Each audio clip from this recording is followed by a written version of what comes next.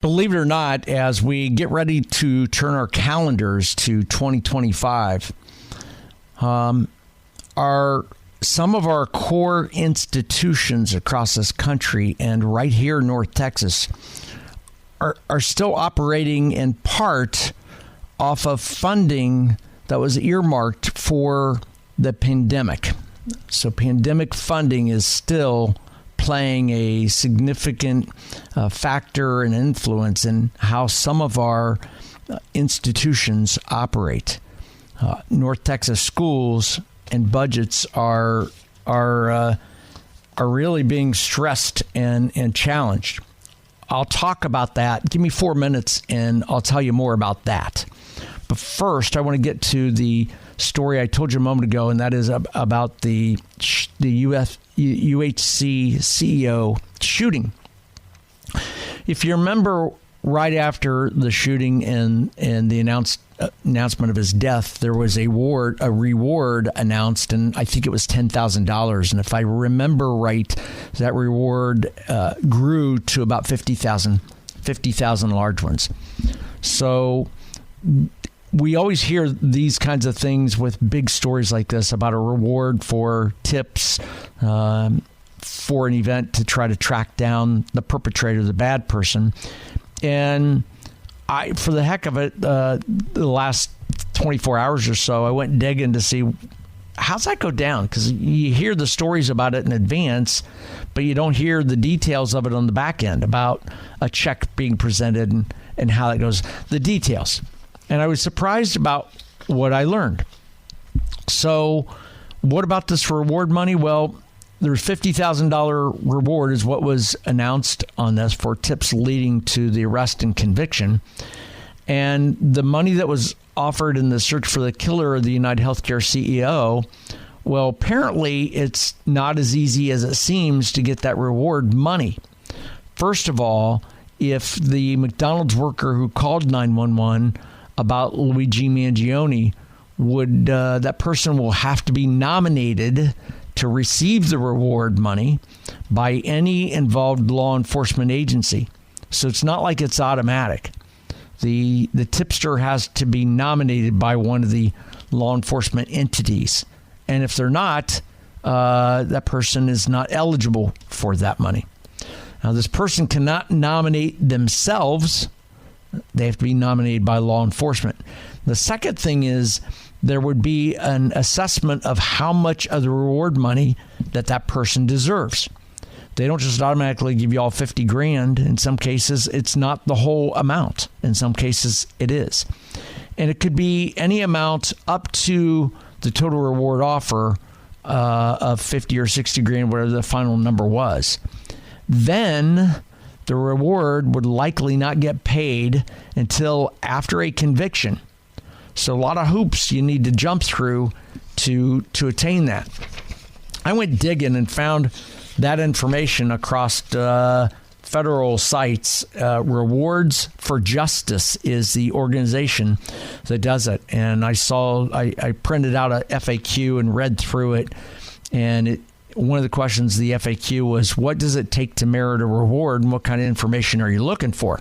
And this is straight from their website. And it says individuals may be eligible for a reward if they provide information that A, helps prevent or favorably resolve acts of international terrorism against U.S. persons or property anywhere in the world.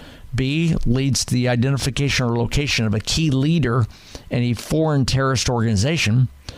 C, disrupts financial mechanisms of individuals or entities engaged in certain activities, supporting it. And lastly, leads to the identification or location of any individual who, while acting at the direction or under the control of foreign government aids or abets in violation of the Computer Fraud Act and Abuse Act. So it goes on to say, okay, what's the payment look like? What's the timeline? Well, that person has to be nominated by law enforcement, and then it goes to the DOJ to sign off on, and the Secretary of State does, but ultimately it's the Attorney General that has to give the final signature to pay a reward for a tipster. something I never knew. Pretty interesting.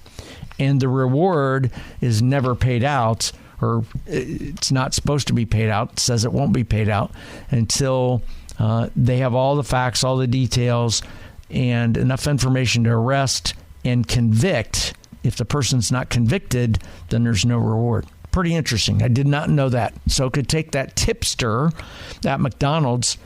Hell, when do you think this case will get solved? It's not going to be done in 2025. Hell, it could be 2026, maybe 2027. Could take that long. So the tipster is eligible for a portion or all the reward, and it has to be nominated by law enforcement. Interesting there. Didn't know it. Name's Jeff. It's Westside Jeff, and for Chris Kroc. You want to reach out to me, you can do it across social media at Westside Jeff, on Facebook, on X, and on Instagram, or 800-288-9227.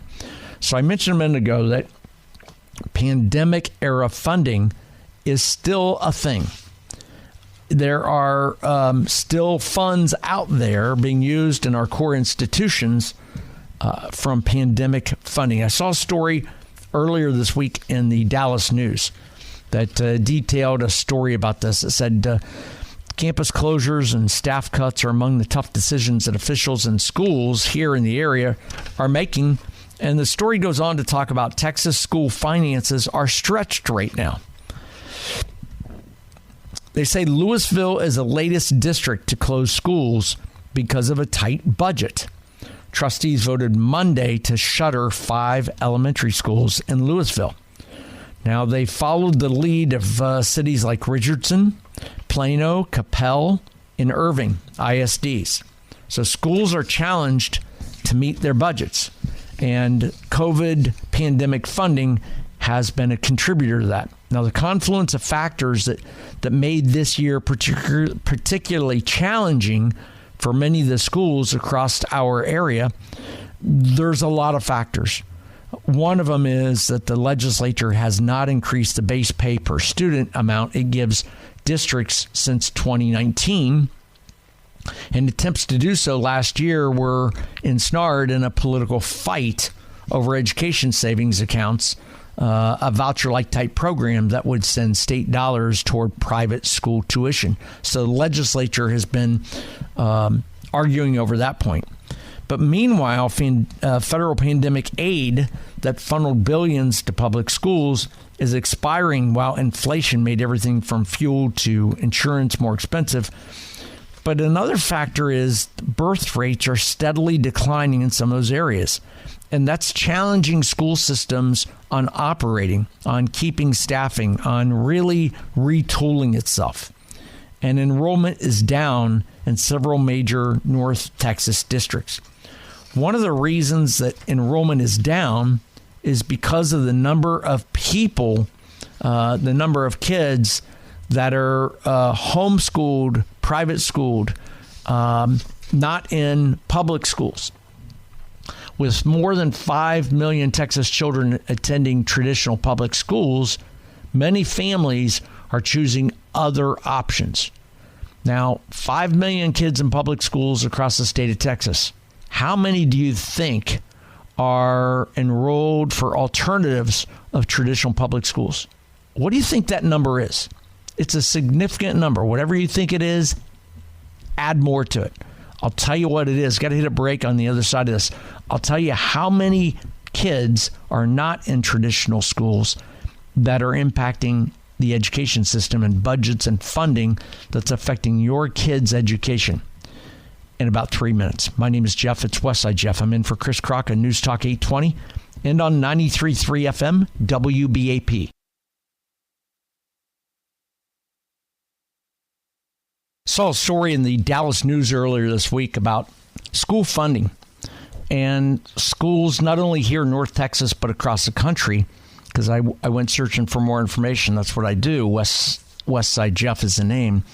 I go to many different sources to validate a story and read up on it and come up with analysis and my opinion on things, and that's what I get a chance to say here and offer you. And I thought this is an interesting story, a local story that affects us, affects you, affects me, affects my wallet and your wallet. in the community in which you live. And take that micro view of this story to a macro view. And this is a problem across the country, not just here in North Texas. Anywhere you go across the country, one of the things that's impacting our neighborhoods is, listen, you buy a home based off of the school district, right? I mean, look back to the times that you've moved from one community to another. Generally, it's dictated by schools. Either you moved into an area because of great schools, so you bought a home in a city, a municipality because of great schools, or you moved out because of that. And when I say because of that, there are many times that people will, their kids are grown and gone. Your real estate taxes are nuts, and you move from you move from Highland Park to a area where it's lower tax rate, or from University Park to somewhere else. And there's a lot of people that make the decision to live in the city of Dallas, where the property taxes are lower, but then pay to have their kids go to a Catholic school or private education. Well, education is a real challenge because pandemic funding is still there and it's weaning out.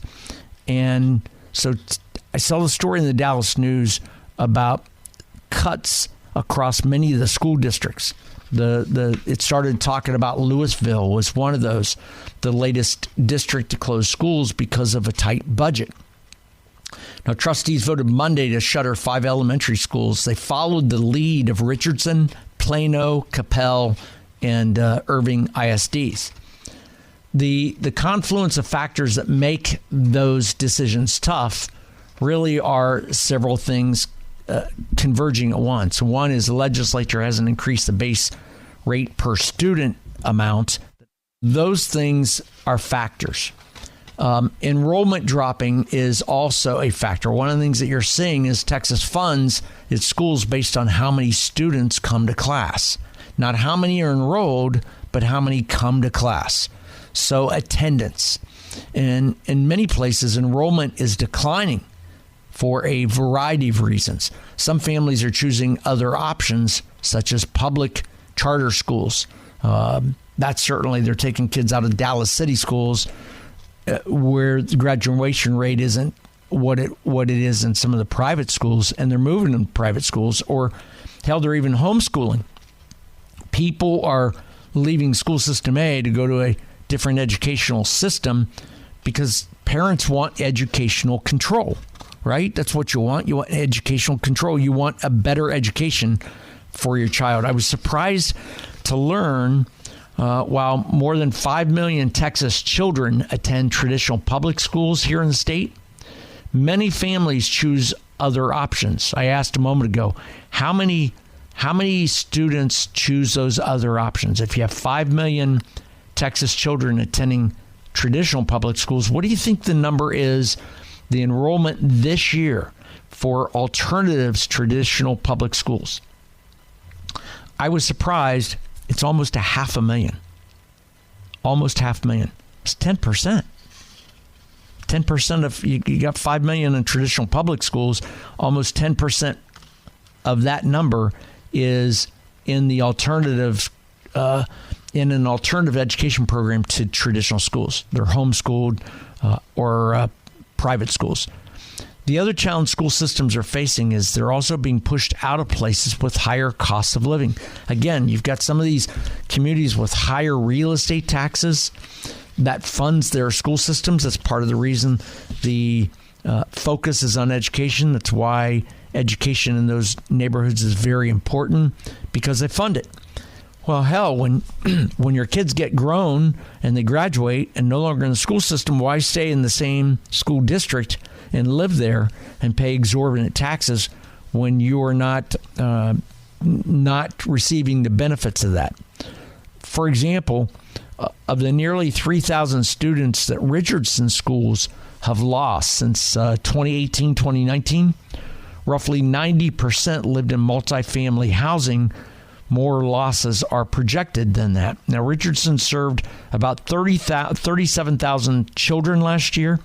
Now, the student population is projected to decrease by about 3,600 students over the next 5 years, according to the district demographers report. Dallas may be bucking the trend, the city of Dallas, because the district started classes with more students than expected this year, marking the first time in nearly a decade that enrollment in Dallas was up at Dallas City Schools. In 2014-2015 school year, DISD had about 160,000 students, and now it's roughly 140,000. So they haven't lost a ton. They've lost some, but part of that is, again, a little bit of movement, big cities decreasing in size, but moving kids to private education. So as we talk about private education for our kids' K-12 schools, the questions you got to ask yourself, the questions I want to throw out to you, include things like, what are you seeing in the school district in which you live in? How up to date are you, and what's your feeling in the school district you live in?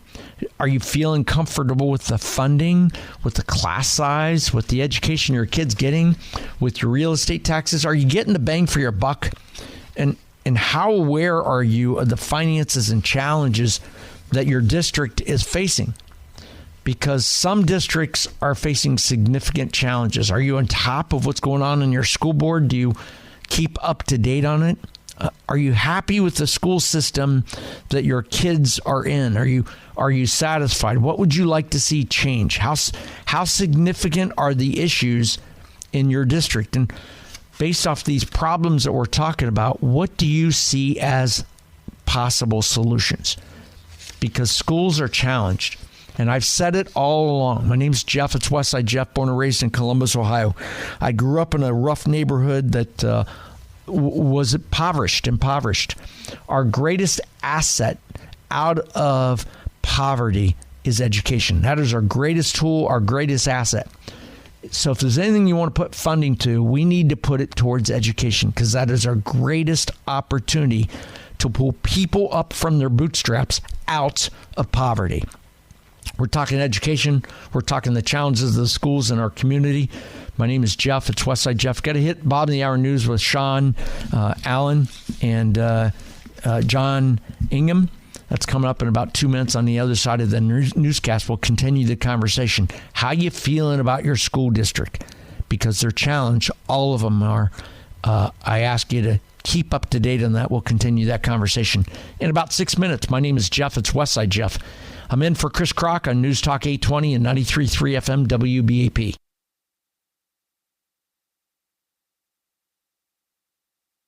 Saw a story earlier this week in the Dallas News that campuses, ISDs around the community here around North Texas are really challenged with cuts and closing schools and retooling. You know what? In the private sector, I have a day job, and in the private sector or the public sector like that I work in, decisions are made every day about deploying resources, deploying people.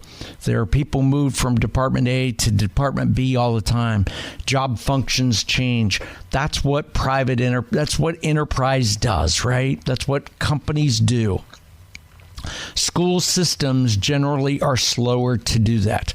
And I was surprised as I read the story, not only in the Dallas News, but went across the country to catch up on some of the similar stories, that pandemic era funding is still out there and we're still weaning off of that. And that's part of the challenge school systems are facing. And that's impacting our schools right here in North Texas. The story starts off with the Lewisville school system that has to close because of tight budgets. The trustees voted Monday to shutter 5 elementary schools. And that follows several other programs across North Texas: Richardson, Plano, Capel, and Irving.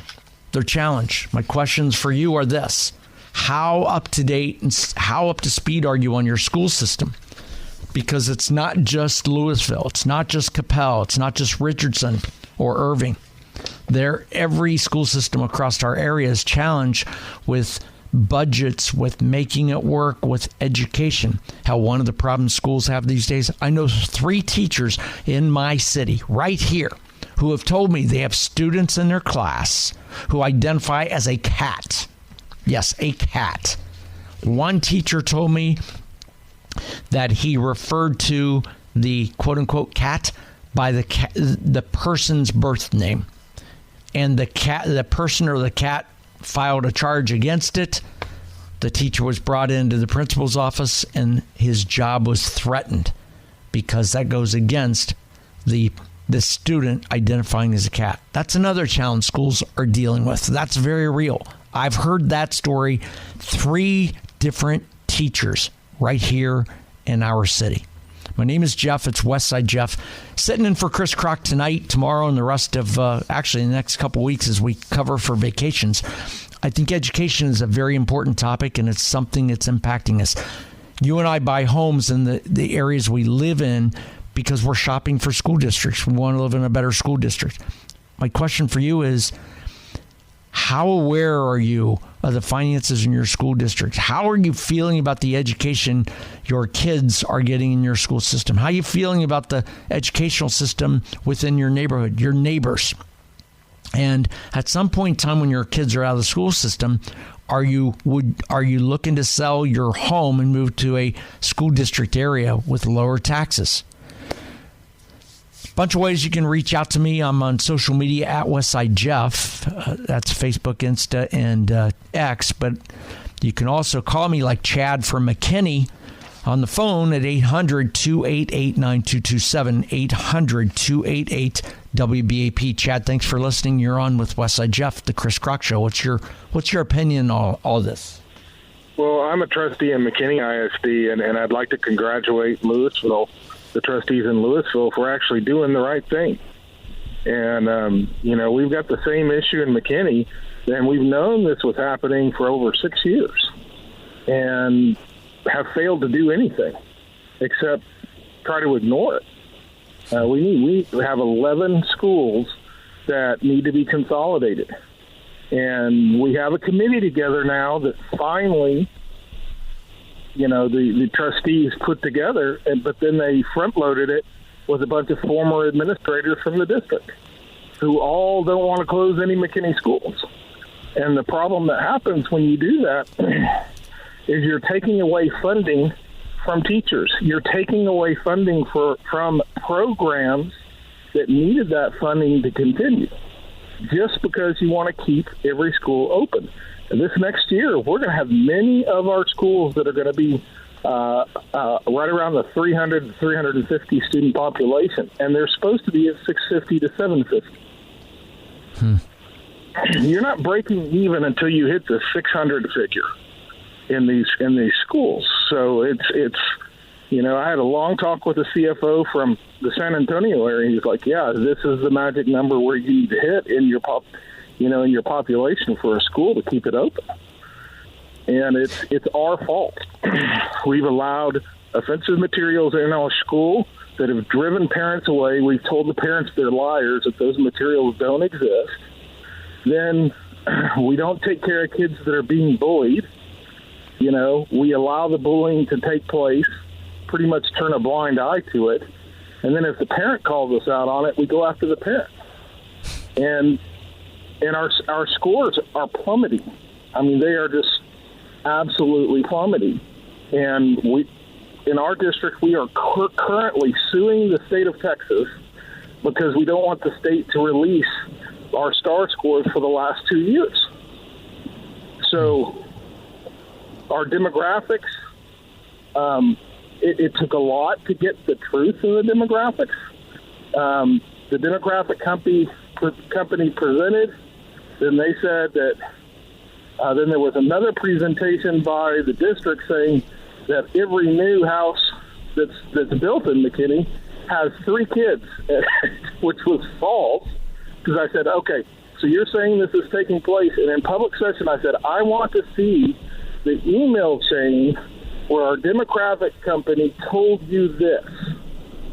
And then a month later, they came out in our local community newspaper that, that wasn't correct, that we're going to have to add another 5 years onto our expected increase in population. And our demographic company hadn't been right since 2012 in predictions. So I don't understand why they're paying attention to that. But as long as we keep non-performing, and we have a deficit, we've never had a deficit in McKinney until this new superintendent came in. And we've got a deficit now. We're non-performing, suing the state. It just, what's happened to our leadership? 20, 30 years ago, you could expect professional educators, leaders to come in that were willing to take on hard tasks. I don't see that in my current experience. Chad is an administrator in McKinney. We're talking about schools. Chad, you're a great call. I want you to stay with me. In fact, I want to keep you on for a few minutes because I have some questions for you. First of all, I want to thank you for calling me and telling me who you are and what you do, because you've got a platform to talk to the parents. And the questions, I got a couple questions for you, if you don't mind, Chad. One of them is, I hear you saying that not just in McKinney, but schools across our nation are experiencing some problems. And some of those problems, I think I heard you say, and I don't want to put words in your mouth, correct me if I'm incorrect on this, funding is one of them. Administrators protecting their turf is another. Did I get that right, those two problems that you're dealing with? Yeah, our funding is not the issue. Our management's the issue. So number one problem you deal with in schools, local schools in our community, is management. Yes. What's the number two? What's the number two?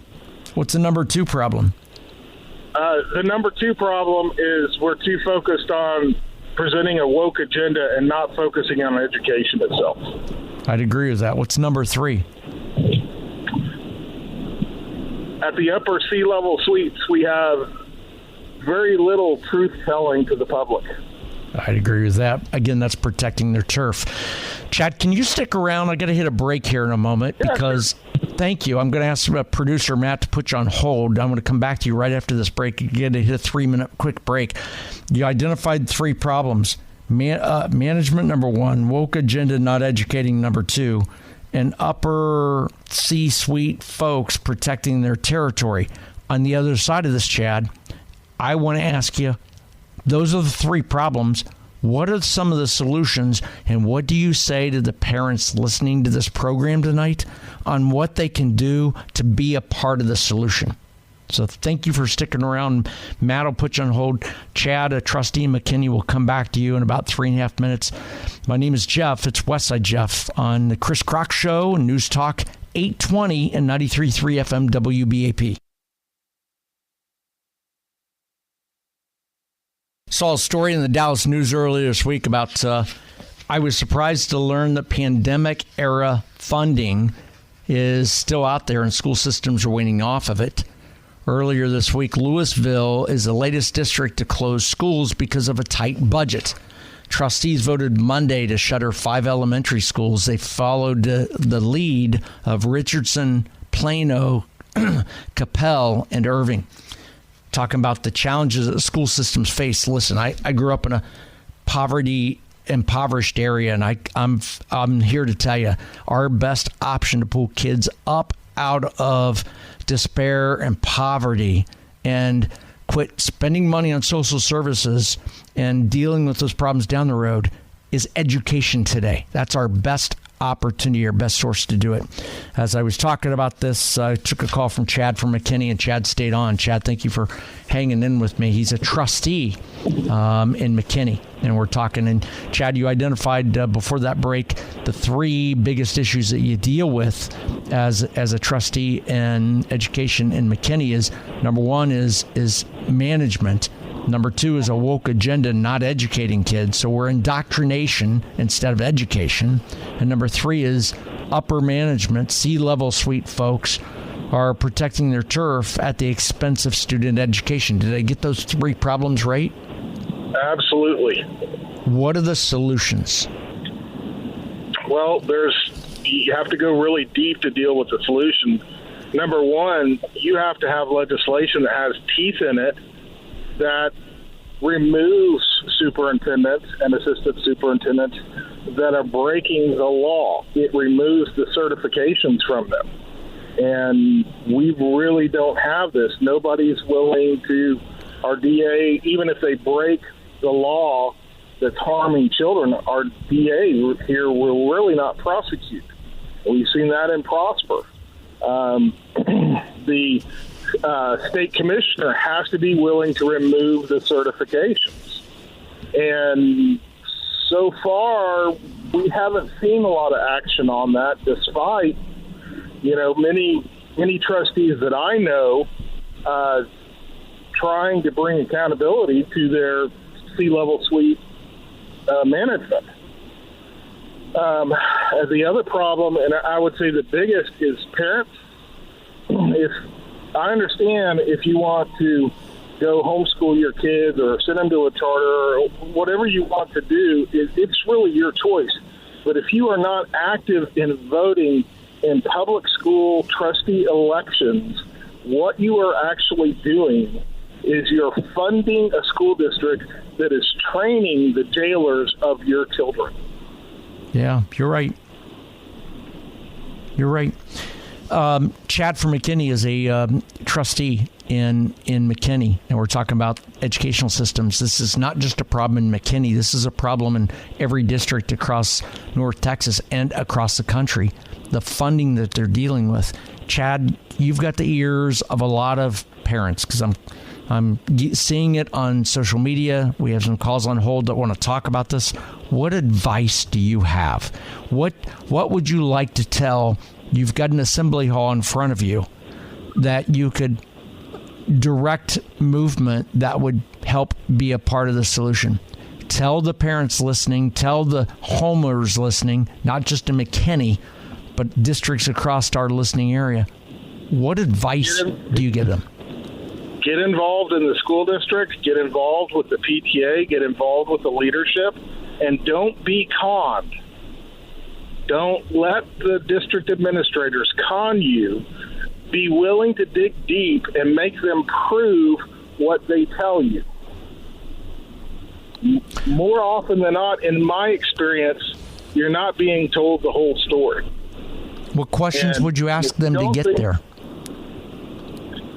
I'm sorry? What question should I ask to get there? Number one, anytime the district says that, hey, we're going to decrease your tax rate, the red lights start flashing. We're lowering your taxes is what they'll say. That may not actually be a tax decrease.